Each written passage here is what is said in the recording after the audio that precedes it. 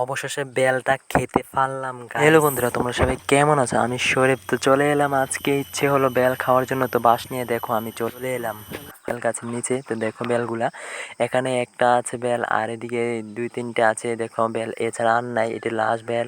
তো দেখো আমি বাঁশ দিয়ে কীভাবে বেল ফাটতেছি, বাড়িতেছি শুধু ফরে না, বেলটা এত শক্ত যে ফরে না। তো আমি ভাবলাম ধর গাছ উঠতে দেখি পারতে পারি কিনা। গাইস গাছটা অনেক মোটা, যে আমার পড়তেও অসুবিধা এই গাছটা। গাইস আপ্রাণ চেষ্টা করে পারলাম না বেল গাছটা উঠতে, ওইটা একটা বেল ফাড়ার জন্য।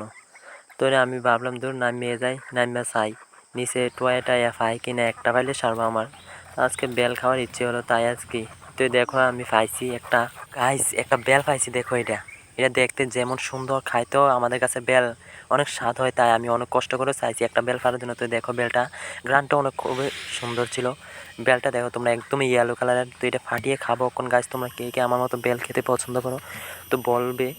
দেখো বেলটাকে ফাটাচ্ছি আমি, বেলটা খাবো। দেখো ভিতরটা তোমাদেরকে জুম করে দেখাচ্ছি, কত সুন্দর ভিতরটা, একদম বালু বালু খেতে বেল। আমাদের কাছে বেলটা অনেক মিষ্টি, অনেক টেস্টি থাকে, তাই আমি পারতে তো পারলাম না, এইভাবে কুড়িয়ে এনে দেখাচ্ছি তোমাদেরকে খেয়ে। দেখো কত সুন্দর গাইস, খেতে তো একদম। বেলটা সত্যি অনেক মজার ছিল। দেখো আমি খাচ্ছি। গাইস প্লিজ আমার এই চ্যানেলটাকে সাবস্ক্রাইব করে দাও প্লিজ গাইস, অনেক কষ্ট করে